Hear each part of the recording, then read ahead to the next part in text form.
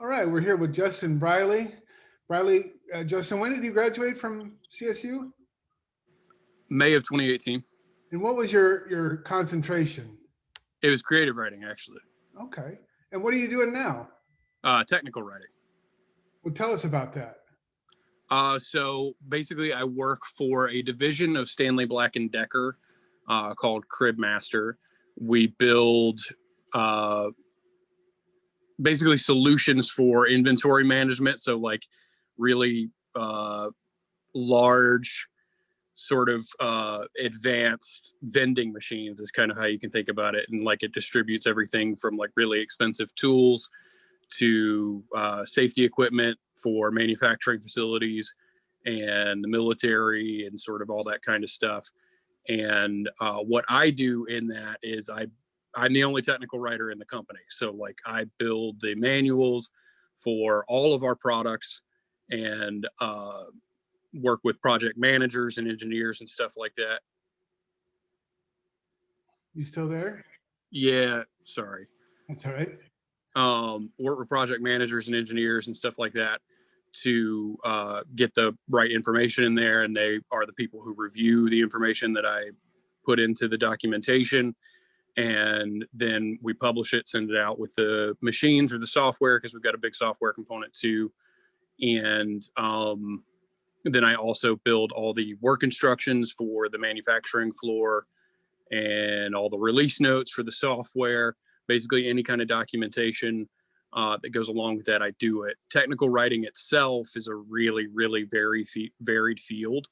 So like, for example, I interviewed like 3 months ago, I think, for a just random headhunting situation. You know, somebody reached out to me, had seen my resume on Indeed or LinkedIn or a service like that, reached out to me about possibly coming over to them.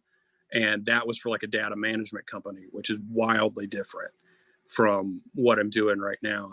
The programs are the same, but the information that you're putting into your documentation and including like what kind of documentation you produce can be wildly different based on where you're working as a technical writer. So what do you like about your job? It pays pretty well. Uh, it can be kind of tedious, kind of boring sometimes, not always. I mean, like, for example, I've learned to use a really wide array of kind of niche software, right? So like the main types of software that you use as a technical writer is called help authoring software. And if you've ever used like InDesign, like Adobe InDesign or something like that, is like a more advanced version of that. The one that I use right now is Madcap Flare, which I think is probably the biggest one. But there's a couple of others. RoboHelp is another big one, and one or two others, and they're very intimidating to look at the first time. They're not that bad, but it's like if you've ever used InDesign, it's intimidating to look at the first time. But so it pays pretty well, especially as jobs available to people right out of college goes, and compared to like marketing and some other sort of stuff like that you might be interested in. And you get to download like a lot of information and varied information, especially from job to job, and do all that while learning a variety of different tools and the sort of skills that go with them. Like I know how to do basic XML now. I didn't know how to do that before. Just things that come with it are really varied, and the sort of learning opportunities are very high. Sometimes the learning curve is, again, intimidating, but it's not anything that you can't do, and it pays well. Great. What about your creative writing? I'm still doing that. I actually just published a story a couple of months ago called Arcade on what's that called? It's a smaller publication. The problem that I have is I write a lot, but I still I'm very, very bad about sending out submissions. And I kind of just, I'll get in a mood one day, I'll send out like 4 or 5, I'll forget all about it. But it was called As You Were, which is a journal that publishes mostly like stories of written by veterans and or about veterans and that sort of thing through a nonprofit called Arts and Military Experience or something like that. And they have like a really big Facebook following, but as soon as they like published it, I kind of just forgot that I did it. And then over the summer, I actually published a couple of essays that I wrote in your class. Wow. I had one essay about like a drone war that I wrote in your class, and I published that one with Dovecote magazine. And then I had a very short little essay I wrote about hunting with my grandfather that I published in Barron magazine, I think. I've had some poems published. The As You Were publication was my first fiction publication, which is what I'm mostly interested in. And then aside of that, I've got a novel under consideration with a publisher and working on another one. So like, the cool thing about at least my job, which like I said, technical writing is a really varied field. It kind of depends on where you are, you know, what they're expecting you to do in terms of your workload and that sort of thing. But with mine it's peaks and valleys in terms of workload. And so I do have some periods, right, where the workload's not as intense and I have time to write or sort of pre-write, you know, like I kind of think of writing as an ongoing process that includes way more than just sitting in front of the computer.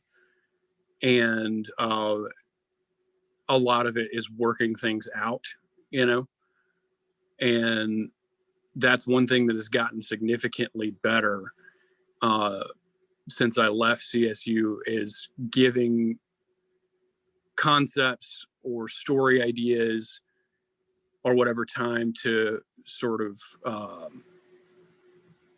germinate, ripen a little bit. I'm more patient, you know what I mean, which I think is a difficult lesson to learn, but a necessary lesson to learn. Is like, you know, sometimes you've got something and maybe it will be something one day, but you have to sit with it. You have to give it its time. You have to give it its space, that sort of thing, before maybe you can produce it in the way that it deserves. Mm-hmm. And then what advice would you give to current CSU English majors? One thing when it comes to like getting a job, right? So I just had the only creative writing advice I would give. I wouldn't give anything more than that, is be patient. But when it comes to getting a job,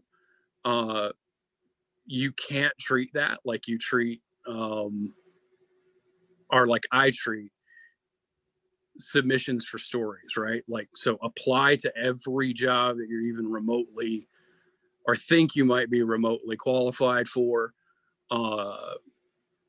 Work on your resume and portfolio. There's lots of advice for that sort of thing out there. And I know at CSU, like I got some great resume workshops and that kind of thing. But, you know, so work on that, do all that sort of stuff, but send it, like actually apply for them. Don't be afraid to apply for ones that maybe pay a little bit more. Cause like the first big opportunity I had out of CSU was a marketing job. I think I mentioned marketing earlier, and it was like a very entry level sort of thing where it paid, I think, like $38,000, which not great, but okay, you know. And I wound up not getting it, and then like 2 weeks later, I got the interview for the job that I'm at now, which is way better. And so the first thing would be, don't be afraid to apply. The absolute worst they can say is no. And then the other one would be diversify the things that you can do, which is something that it's a lot. It may not always feel like it, but it's a lot easier sometimes for English majors to do that sort of thing than other fields. So, for example, when I was going to do the interview for the job that I have now, I knew that they wanted someone who was familiar with Madcat Flare. It's a help authoring software. It's the main one that I used. I'd never used it before. So I literally just went to Google, looked it up. Turned out they had a 30-day free trial, basically for you to learn how to use it. I downloaded it to my laptop. I spent a Saturday and a Sunday familiarizing myself with it. They have a bunch of like, you know, how-to videos and that sort of thing. I learned how to do all the basic stuff. I built some basic documentation with it, literally used my portfolio and resume to build that basic documentation so that I could present information about me inside this help authoring software. And I don't know if that's what got me the job or not, but it certainly didn't hurt. And I immediately began using it when I started the job. So that would be a big one, is learn, go out there and learn a variety of different tools that you might use in a professional setting. It will only help. And, I didn't have to do like any internships or anything like that. I just built a badass portfolio and put it into software that I would actually use on the job and made something cool out of it. And I got the job. Well, congratulations. That's awesome. Thanks. Great advice. Appreciate it. Too. Well, thank you so much for taking the time to chat with us a little bit today about your career and what got you there, and best of luck moving forward. Appreciate it. Have a good one.